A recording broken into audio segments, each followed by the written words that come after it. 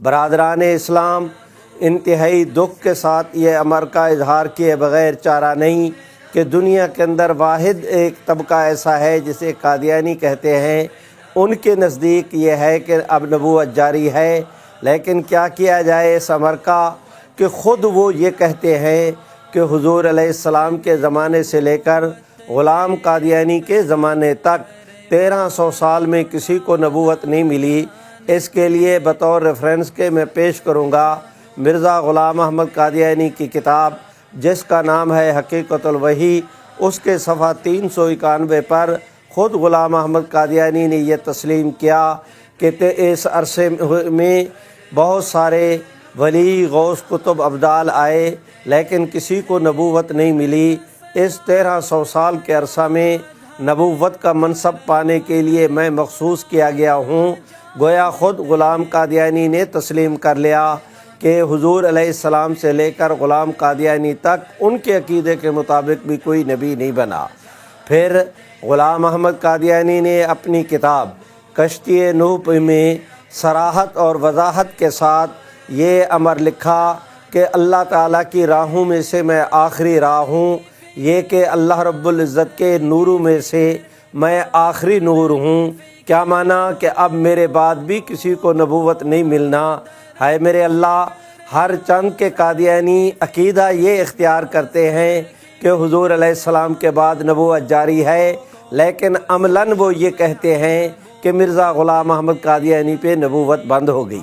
اے کاش دنیا کا کوئی کرم فرما قادیانی دوست ٹھنڈے دل دماغ کے ساتھ اس امر کو سوچتا کہ تم نے رحمت عالم کی ختم نبوت کا انکار کر کے غلام احمد قادیانی کو معاذ اللہ آپ صلی اللہ علیہ وسلم کے بعد تم نے نبوت کے منصب پہ بھی بٹھانا چاہا، اور خود اس بات کو بھی اب تسلیم کرتے ہو کہ غلام احمد قادیانی کے بعد کوئی نبی نہیں، اور اس امر کو بھی تسلیم کرتے ہو کہ اب خلافت ہے، نبوت نہیں۔ بندگان خدا ختم نبوت کا انکار بھی کیا ایک شخص کی وجہ سے، اور اس کے بعد تم پھر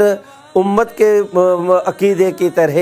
اس مسئلے پر آ گئے کہ اب کسی کو نبوت نہیں ملنا۔ تو پیغمبر اسلام کی ختم نبوت کا انکار ایک شخص واحد کی وجہ سے کرنا میرے خیال میں یہ کوئی عقل مندی کا سودا نہیں تھا۔ خیر، یہ ان حضرات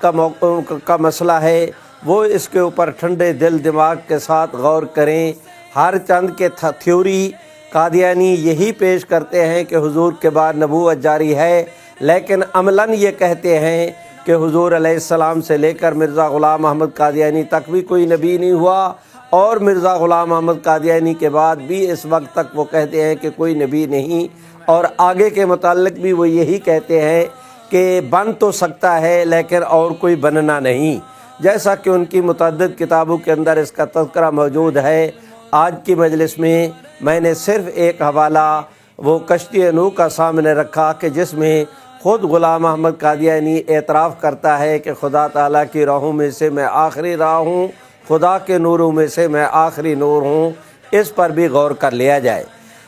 حضرات گرامی، مجھے آپ حضرات سے یہ درخواست کرنا ہے کہ آپ اب اس مسئلے پر سوچیں کہ ختم نبوت کے ماننے سے امت مسلمہ پر اس کے کیا نتائج مرتب ہوتے ہیں، دین اسلام میں اس کی کیا اہمیت ہے۔ تو اس ضمن میں دیکھیں کہ مثلاً میں ایک مجلس کے اندر جاؤں، وہاں کے امام صاحب کے متعلق مسجد میں پوچھوں کہ امام صاحب کہاں ہیں، مجھے جواب میں کہا جائے کہ وہ مولوی صاحب نماز پڑھ رہے ہیں، تو میں وہاں تعجب کے ساتھ ساتھیوں کو دیکھوں، وہ کہیں کہ مولوی صاحب آپ کو تعجب کس بات کا؟ میں نے کہا کہ آپ نے جملہ تو ایک کہا کہ مولوی صاحب نماز پڑھ رہے ہیں، لیکن تمہیں پتہ بھی ہے کہ اس ایک تمہارے جملے سے 10 مسئلے ثابت ہوئے۔ انہوں نے کہا جی وہ کیسے؟ میں نے کہا آپ کا یہ کہنا کہ مولوی صاحب نماز پڑھ رہے ہیں، اس کا دوسرا معنی یہ ہے کہ وہ وضو کے ساتھ ہیں،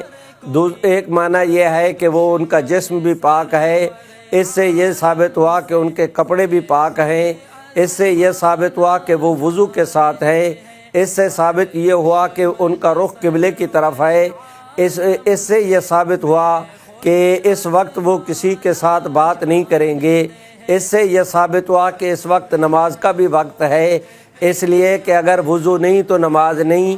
جسم پاک نہیں تو نماز نہیں، کپڑے پاک نہیں تو نماز نہیں، اگر جگہ پاک نہیں تو نماز نہیں، قبلے کی طرف رخ نہیں تو نماز نہیں، اگر نماز کا وقت نہیں تو نماز نہیں، آدمی اگر اب نارمل ہے، نارمل نہیں تو نماز نہیں۔ ہر چند کے اس نے بات ایک کہی کہ مولوی صاحب نماز پڑھ رہے ہیں، میں نے کہا کہ اس سے 10 مسئلے ثابت ہوئے۔ اب آپ توجہ کریں کہ حضور سرور کائنات صلی اللہ علیہ وسلم اللہ رب العزت کے آخری نبی ہیں، تو اس کا لازمی نتیجہ یہ ہے کہ حضور علیہ الصلاۃ والسلام کا دین آخری دین ہے۔ حضور علیہ السلام آخری نبی ہیں تو اس کا معنی یہ کہ شریعت محمدیہ آخری شریعت ہے۔ حضور سرور کائنات صلی اللہ علیہ وسلم آخری نبی ہیں تو اس کا معنی یہ کہ آپ صلی اللہ علیہ وسلم کی ذات اقدس پر جو وحی نبوت جاری ہوئی، وحی نبوت جو پہلے انبیاء کو ملتی تھی، حضور علیہ السلام کی ذات پر وہ جو وحی نبوت جاری ہوئی وہ اللہ رب العزت کی آخری وحی نبوت تھی۔ حضور سرور کائنات آخری نبی ہیں تو اس کا معنی یہ کہ آپ صلی اللہ علیہ وسلم کی ذات اقدس پر نازل ہونے والی کتاب قرآن مجید اللہ رب العزت کی آسمانی کتابوں میں سے آخری آسمانی کتاب ہے۔ ہر چند کے قرآن مجید نے حضور سرور کائنات صلی اللہ علیہ وسلم کی ذات اقدس کے حوالے سے ایک بات فرمائی کہ آپ آخری نبی ہیں، لیکن اس سے دین کے یہ سارے مسئلے ثابت ہوئے۔ اب اگر کوئی شخص ختم نبوت کا انکار کرتا ہے تو وہ اکیلے ختم نبوت کا انکار نہیں کر رہا، ختم نبوت کے انکار کرنے سے یا پیغمبر اسلام کے بعد کسی